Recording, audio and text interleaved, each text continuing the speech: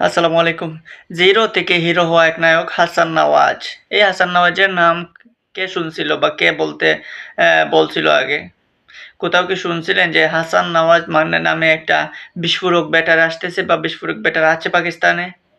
তার ক্যারিয়ার খুঁজে দেখুন, ক্যারিয়ারে তেমন কোনো আলোড়ন সৃষ্টি করা ব্যাটারও না। কিন্তু সেই হাসান নওয়াজের উপর পাকিস্তানি নির্বাচকরা ভরসা রাখলো, টিম ম্যানেজমেন্ট ভরসা রাখলো। যার ফলে হাসান নওয়াজ দেখালেন পাকিস্তান ইতিহাসে দ্রুততম সেঞ্চুরি করার রেকর্ড। এই হাসান নওয়াজ আজকে হয়তো তার নাম ক্রিকেট দুনিয়া জানবে, কিন্তু সেই নামটা এত সহজে কি এসেছে? অনেক পরীক্ষা-নিরীক্ষার পরেই এসেছে এবং সেখানে পাকিস্তানের টিম ম্যানেজমেন্টকে থ্যাঙ্কস দিতে হবে। তার উপর পাকিস্তানের নতুন টি-20 ক্যাপ্টেন সালমান আলী আগাকে থ্যাঙ্কস জানাতে হয়, কারণ তিনি ভরসা রাখছেন এই এই ব্যক্তির উপর। এই ইয়ঙ্গার পারসন আপনার পিএসএলেও কিন্তু তেমন কোনো ভালো কোনো স্কোর করেন নাই বা ভালো কোনো পারফরম্যান্স করেন নাই। পিএসএলে হয়তো ৩ টা ম্যাচ খেলেছেন মাত্র, বা পিএসএলে তার কিন্তু সেইরকম কোনো বিস্ফোরক ইনিংসও নাই। তারপরও হাসান নওয়াজকে কিভাবে পাকিস্তানের নির্বাচকরা দলে আনলো? পাকিস্তানের ঘরোয়া টি-20 লিগে লাস্ট এই ডিসেম্বর মাসে তার একটা 50 রয়েছে, 74 রানের, 74 রানের একটা ইনিংস রয়েছে। তারপরে কিন্তু আর তেমন কোনো যে আহামরি কোনো একটা ইনিংস, যে ইনিংসে একদম সবকিছু উলটপালট করে দেবে এরকম কোনো ইনিংস তার ক্যারিয়ারে ছিল না।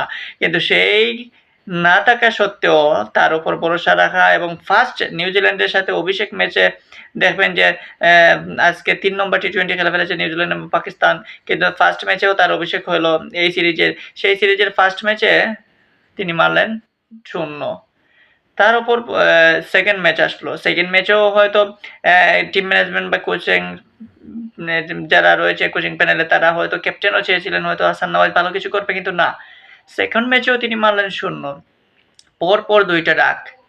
এইরকম পরপর ২ টা ডাকের পরও থার্ড ম্যাচে চান্স পাবেন, সেটা হয়তো হাসান নেওয়াজও মনে, মনে দুশ্চিন্তার মধ্যে ছিলেন যে আসলে ২ টা ম্যাচে ডাক মারার পর ৩ নম্বর ম্যাচে কেমনে আমি চান্স পাই? কিন্তু না, সেখানে চান্স পেলেন পাকিস্তানের টিম ম্যানেজমেন্ট, ক্যাপ্টেন, কোচ তাকে চান্স দিল এবং সেই চান্স দেওয়ার ফলে অবিশ্বাস্যভাবে তিনি ফিরে এলেন। দুর্দান্ত সেঞ্চুরির রেকর্ড ব্রেক করলেন। সেই সাথে পাকিস্তান যে একটা টিম যে যেকোনো সময় যেকোনো কিছু গুড়িয়ে দিতে পারে, সেই প্রমাণটাও তিনি দেখাইয়া দিলেন।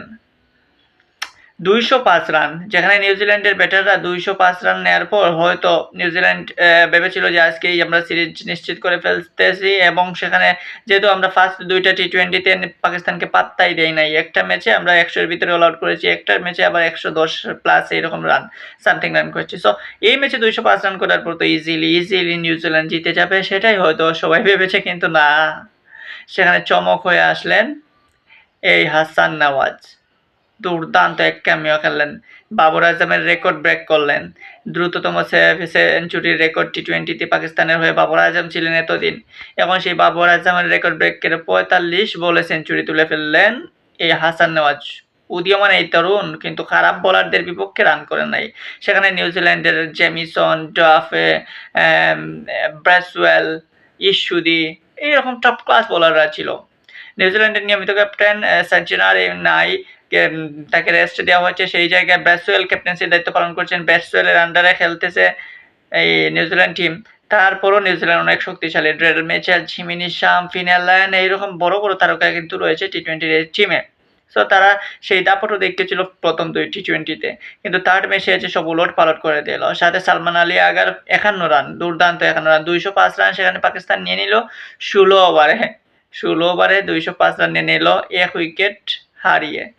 তাহলে বুঝুন কি ধরনের বিস্ফোরক একটা ইনিংস খেলেন সেই হাসান নওয়াজ। আশা করি হাসান নওয়াজ এই বিস্ফোরক দ্বারা অব্যাহত রাখবেন, ধারাবাহিকতার পরিচয় দেবেন।